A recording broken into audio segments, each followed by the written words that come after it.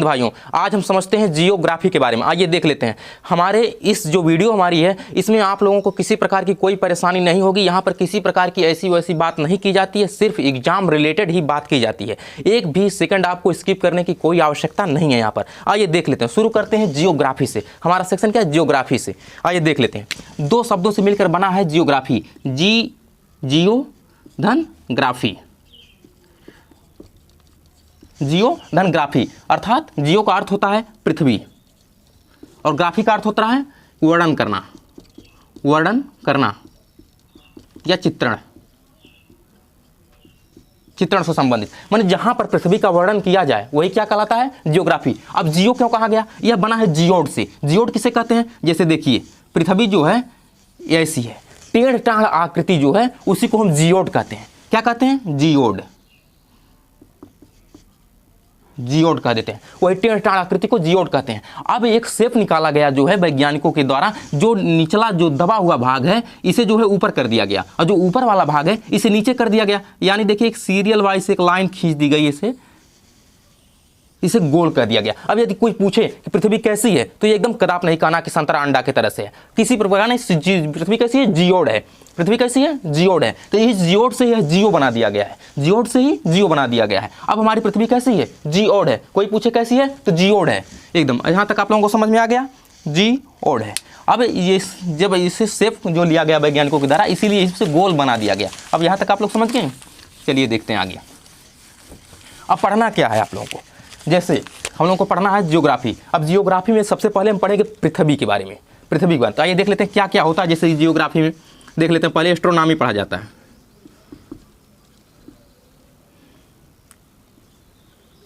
Astronomy, astronomy के बाद जो एग्जाम रिलेटेड क्वेश्चन है, जो एग्जाम के लिए महत्वपूर्ण होता है, वो होता है एस्ट्रोलॉजी।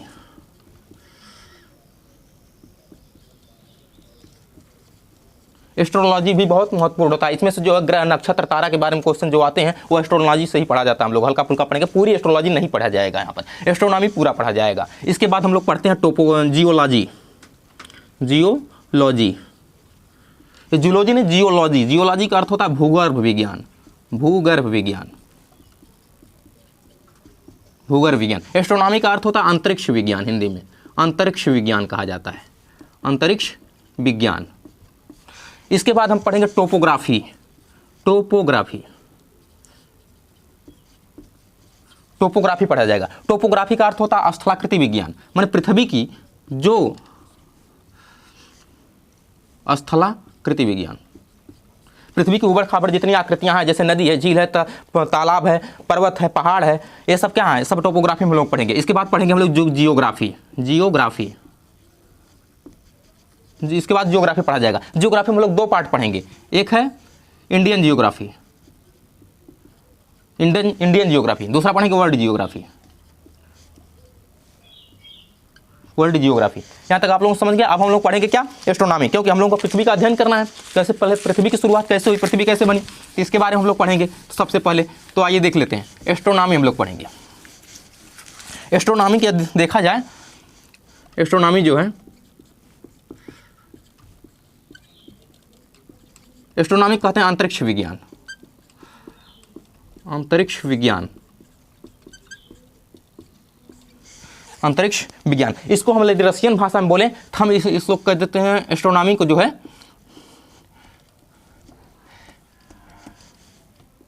एस्ट्रोनॉमी जो है हम लोग जब पढ़ेंगे तो सबसे पहले हम लोग तारे के बारे में देखेंगे। तो अब तारा क्या है?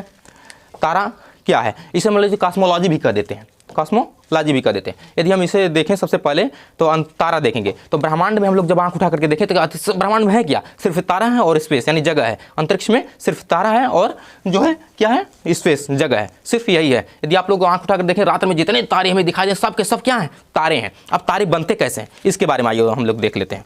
पृथ्वी जो अंतरिक्ष है, अंतरिक्ष में किसी भी प्रकार की कोई मिट्टी, धूल, कण, गैस की किसी प्रकार की कोई कमी नहीं है। आइए देख लेते हैं। यही धूल कण जो होते हैं वह दूर दूर होते हैं, ऐसे दूर दूर होते हैं धूल कण जो होते हैं। इसे हम लोग कहते हैं विरल गैस, यानी विरल गैस का नाम देते हैं। यह क्या है? विरल गैस। यही विरल गैस जब संघनित होने लगता है, संघनित जब होने लगता है माने एकत्रित होने लगता है, तो इसे हम लोग कहते हैं क्या? इसे हम लोग कहते हैं निहारिका, निहारिका, निहारिका कहते हैं। इंग्लिश में हम लोग इसे कह देते हैं नेबुला, नेबुला, इसे हम लोग नेबुला कहते हैं। अब यह जब पास आकर बैठता है इसमें हीट जनरेट होने लगती है, यानी उष्मा जनरेट होने लगती है। तब जब इसमें आग पकड़ लेती है तब यही बन जाता है तारा। क्या बन जाता है? तारा। तारा में क्या होता है? अब तारा कहते हैं स्टार, इंग्लिश में स्टार कह लेते हैं। जो सबसे नज़दीकी तारा है वो हमारा सूर्य है। हमसे जो सबसे नज़दीकी तारा है वह है सूर्य। रात्रि में जितने दिखते हैं तारे, ये सब के सब तारे हैं। जैसे हमारा सूर्य इसी प्रकार वह भी है। अब ये दूर होने के कारण हमें छोटा दिखाई देते हैं, और सूर्य सबसे नज़दीकी तारा है इसलिए हमें बड़ा दिखाई देता है। जैसे हम दूर के वृक्ष को यदि देखेंगे तो वह क्या है? हमें छोटा दिखाई देगा, भले ही वह बड़ा हो लेकिन छोटा दिखाई देगा। यदि हम किसी नज़दीक वृक्ष के पास वह छोटा ही है तो वह भी बड़ा दिखाई देगा। सिर्फ इसी प्रकार यह भी जितने तारे दिखते हैं सब के सब क्या हैं? वह सूर्य है। अब सूर्य में होता क्या है? जब इसमें आग पकड़ लेती है तो इसमें हाइड्रोजन होता है। हाइड्रोजन यह किस में परिवर्तित हो जाता है? हीलियम में परिवर्तित हो जाता है। हीलियम में हाइड्रोजन जो है वह हीलियम में परिवर्तित हो जाता है। इसमें क्या होता है? नाभिकीय संलयन प्रक्रिया होती है। नाभिकीय संलयन प्रक्रिया होती है इसमें। अब बार बार एग्जाम में पूछा गया क्वेश्चन है कि नाभिकीय संलयन होता है या विखंडन होता है? तो नाभिकीय संलयन होता है। किसमें होता है? हाइड्रोजन का हीलियम में नाभिकीय संलयन प्रक्रिया होती है। यह किस अवस्था में होता है? तो यह प्लाज्मा अवस्था में होता है। किसमें होता है? प्लाज्मा। यह प्लाज्मा अवस्था में पाया जाता है। जिसका भी टेम्परेचर जो है 6000 से अधिक हो जाता है, 6000 डिग्री सेल्सियस से अधिक जिसका टेम्परेचर हो जाता है वह प्लाज्मा अवस्था में हो जाता है। जैसे हम पदार्थ की अवस्थाएं की बात करें तो आप लोग जानते हैं ठोस, द्रव, गैस, 3 प्रकार के होते हैं। यदि किसी का टेम्परेचर अधिक बढ़ा दिया जाता है, 6000 डिग्री सेल्सियस से अधिक कर दिया जाता है तो वह प्लाज्मा का रूप धारण कर लेता है। वह किसका रूप धारण करता है? प्लाज्मा का। प्लाज्मा क्या होता है? जैसे शैम्पू वगैरह आप लोग लगाते हैं ना जो सर में, बाल में, तो वह शैम्पू ही क्या है? प्लाज्मा का रूप धारण। वैसा ही प्लाज्मा होता है। न वह ठोस होता है, न द्रव होता है, न गैस होता है। वह क्या होता है? वह प्लाज्मा होता है। हमारा सूर्य में क्या है? प्लाज्मा है। सूर्य में प्लाज्मा है। इसी प्रकार होता है। जैसे आप लोग रोड पे देखते हो ना अलकतरा टाइप में जो काला काला सा गिरता है जिसे चोवा कहा जाता है गाँव में, तो वह चोवा जो है रोड को अधिक से जाम कर लेता है। वह क्या होता है? वही प्लाज्मा ही होता है। यदि सूर्य का कभी कभी पूछता है सूर्य के तापमान को हम किससे, उसके तापमान को उसके पृष्ठ तापमान से जानते हैं। जैसे जब किसी का टेम्परेचर अधिक होता है तो जब किसी का टेम्परेचर अधिक होता है तो वह पहले नीला दिखता है। सबसे अधिक टेम्परेचर नीला दिखता है। उसके बाद मीडियम में टेम्परेचर रहता है तो हमें सफ़ेद दिखता है। और जब सबसे कम हो जाता है 6000 डिग्री सेल्सियस पे तो वह कैसा? लाल दिखता है। जैसे हमारे यहाँ सिलेंडर, गैस का सिलेंडर यदि घर का है तो जब नया नया लगाया जाएगा जब सिलेंडर तो वह नीला दे जलेगा। जब आधा जल लेगा तो वह सफ़ेद जलने लगेगा। जब एकदम लास्ट हो जाएगा उसका तो लाल जलने लगेगा। यहाँ से आप लोग आंकड़ा लगा सकते हैं। यानी जब सूर्य युवा अवस्था में रहता है तो वह नीला जलता है। ये उसके बाद जब वो मीडियम यानी जो मीडियम में आ जाता है तो वह सफ़ेद जलने लगता है। उसके बाद लाल जब हो जाता है, जब एकदम खत्म होने वाला रहता है तो वह लाल जलने लगता है। अभी हमारा सूर्य कैसा जल रहा है? सफ़ेद जल रहा है। आइए देख लेते हैं। जब सबसे कम टेम्परेचर मतलब 6000 जो टेम्परेचर पे कैसा दिखता है? सफ़ेद दिखता है।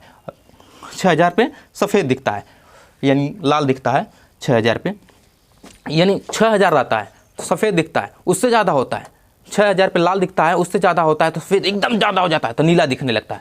यानी एकदम ज़्यादा हो जाता है तो नीला, यानी इसमें सबसे टेम्परेचर जो है सबसे अधिक हो जाता है तो नीला, उससे कम हो जाता है थोड़ा सा तो सफ़ेद, एकदम कम हो जाता है तो लाल। यहाँ तक एग्जाम में यह क्वेश्चन पूछा जाता है, यह आप लोग जान लीजिएगा। इसके बाद तारा क्या होता है? लाल दानों का रूप धारण कर लेता है, जिसे इंग्लिश में कहा जाता है red giant. Red giant, red giant. इसे हिंदी में कहा जाता है लाल दानव। लाल दानव इसे कहा जाता है लाल दानव। इसकी साइज क्या होती है? बढ़ जाती है। कभी पूछता किस सूर्य की लाइन जो है साइज बढ़ जाती है तो लाल दानों की साइज जो है वो बढ़ जाती है। इसके बाद जब इसकी सिर्फ यहाँ से एग्जाम में यही क्वेश्चन पूछता है कि साइज क्यों बढ़ जाती है। आप लोग देखते होंगे जब गैस का सिलेंडर खत्म होने लगता है, जब लास्ट में सिलेंडर ईंधन जो है खत्म होने लगता है तो धुक धुक करके एकाएक बढ़ बढ़ के जैसे जलने लगता है, यानी बड़ा हो जाता है, उसकी साइज बड़ा बड़ा जलने लगता है। तो उसी प्रकार जब सूर्य का ईंधन खत्म होने लगता है तो इसकी साइज जो बढ़ जाती है। इसमें लोग 90% ईंधन खत्म हो जाता है, सिर्फ 10% ईंधन ही बचता है। इसके बाद ये अपना रूप धारण कर लेता है श्वेत वामन का। श्वेत वामन का, श्वेत वामन, श्वेत वामन। इंग्लिश में इसे कहा जाता है व्हाइट ड्वार्फ।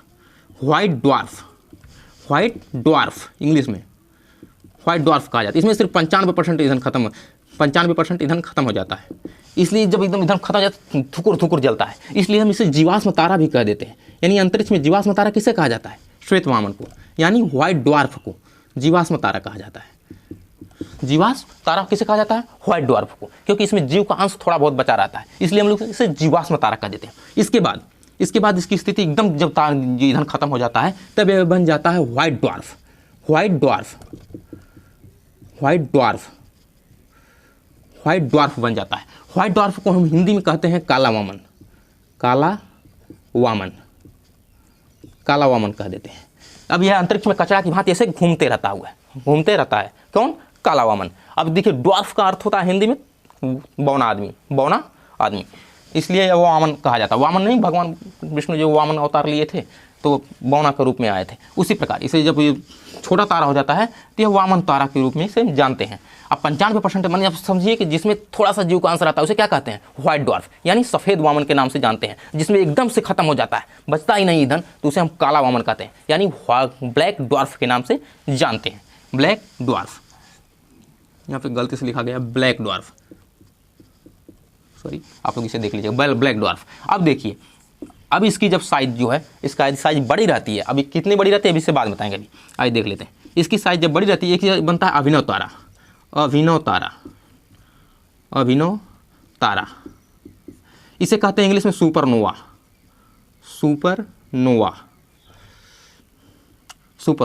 इसी को हम विस्फोटक तारा का नाम दे देते हैं, विस्फोटक तारा का भी नाम देते हैं। अब पूछेगा कि जो है अंतरिक्ष में विस्फोटक तारा किसे कहते हैं, तो सुपरनोवा को। विस्फोटक तारा किसे कहते हैं? सुपरनोवा को या अभिनव तारा को। अब कोई भी एग्जाम में पूछ सकता है, अभिनव तारा पूछ दे, सुपरनोवा पूछ दे, विस्फोटक तारा बहुत बार पूछा गया है, पूछ सकता है। अब इसके भी 4 कंडीशन। यह क्या करता है? इसे विस्फोटक तारा कहते हैं, मतलब यह विस्फोट करता है, ब्लास्ट करता है, फूटता तो सबसे पहले क्या बनता है? न्यूट्रॉन बन जाता है। न्यूट्रॉन पे किसी प्रकार का प्लस माइनस नहीं होता है। इसके बाद क्या बनता है? पल्सर। इसके बाद क्या बनता है? क्वेसर। अब देखिए पूछेगा कि अंतरिक्ष में तेज गति से भ्रमण करने वाले को क्या कहा जाता है? पल्सर। गाड़ी होती है ना, वो बहुत तेज चलती है, पल्सर। वह तेज गति से घूमने वाला को अंतरिक्ष में क्या कहा जाता है? पल्सर कहा जाता है। और यह घूमता है बहुत तेज से, चमकता भी है हल्का फुल्का, तो इसको क्वेसर कहा जाता है। न्यूट्रॉन पे किसी प्रकार का कोई प्लस माइनस नहीं होता है। यही जो है बाद में आगे चल के क्या बन जाता है? Black hole. यही आगे चल के क्या बन जाता है? Black hole. अब चारों नहीं बनेंगे, एक ही बनेगा इसमें से कोई, ब्लैक होल।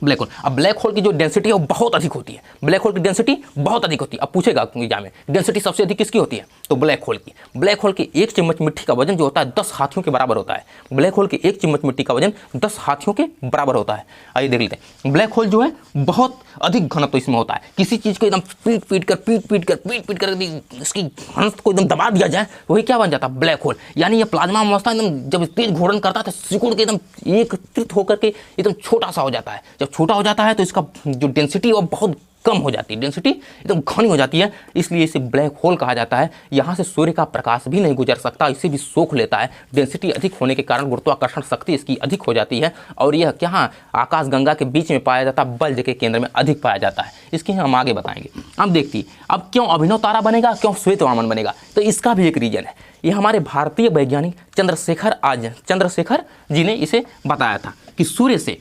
1.44 गुना, यानी 1.44 गुना यदि छोटा तारा 1.44 से छोटा तारा है तो वह श्वेत वामन बन जाएगा। और हमारा जो सूर्य है वह अभी एक दिन श्वेत वामन ही बनेगा। यानी 1.44 से छोटा या 1.44 तक का तारा जो रहेगा वह श्वेत वामन बन के, ब्लैक वामन बन के अंतरिक्ष में कचरा की भांति से घूमता रहेगा। यदि 1.44 से बड़ा है, एग्जाम में यह पूछता है कि कितने से, तो 1.44 बताया जाता है, यानी 1.5 गुना से थोड़ा सा कम है, 1.44। यदि 1.44 से ज़्यादा है, 1.44 से ज़्यादा है तो वह अभिनव तारा बनेगा, यानी विस्फोटक तारा का रूप धारण करेगा। इसे किसने बताया था? चंद्रशेखर नाम के वैज्ञानिक ने। चंद्रशेखर नाम के वैज्ञानिक ने बताया था कि 1.44 से अधिक। आइए एक बार रिवीजन मार लेते हैं फटाफट, फास्ट ट्रैक से। एस्ट्रोनॉमी इसे कहते हैं, अंतरिक्ष विज्ञान को। आइए देख लेते हैं। सबसे पहले क्या थी? बिरल गैस थी। जब यह संघनित होने लगा तो इसमें ऊर्जा जनरेट होने लगी, यानी प्रकाश होने लगी। इसे क्या कहते हैं? जब एकदम संघनित होने लगा तो इसे निहारिका कहते हैं। जब इसमें ऊर्जा जनरेट होने लगी तो यह सूर्य का रूप धारण कर लिया, तारा बन गया। तारा में क्या होता है? नाभिकीय संलयन होता है, हाइड्रोजन का हीलियम में संलयन होता है, यह प्लाज्मा अवस्था होता है। 6000 डिग्री से अधिक सेल्सियस से तापमान जब हो जाता है तो वह इसमें प्लाज्मा का रूप धारण कर लेता है। अधिक टेम्परेचर रहता है तो वह नीला दिखता है, मीडियम टेम्परेचर रहता है तो सफ़ेद दिखता है, एकदम जब खत्म होने लगा तो लाल टेम्परेचर, जब कम हो जाता है तो लाल टेम्परेचर पे दिखने लगता है, यानी 6000 डिग्री सेल्सियस पे लाल दिखने लगता है। इसके बाद इसकी साइज बढ़ जाती है। किस तारे की साइज बढ़ जाती है? तो लाल दानों की साइज बढ़ जाती है। इंग्लिश में क्या कहते हैं? रेड जायंट कहते हैं। यदि 1.44 से कम है सूर्य का जो है औसत द्रव्यमान, तो यह क्या श्वेत वामन बन जाता है। श्वेत वामन के बाद ब्लैक ड्वार्फ यानी काला वामन बन जाता है। यदि 1.44 से अधिक है तो यह अभिनव तारा बन जाता है। अभिनव तारा को इंग्लिश में कहते हैं सुपरनोवा, यानी इसे विस्फोटक तारा भी कह देते हैं। ये इसकी 4 कंडीशन होती है: न्यूट्रॉन,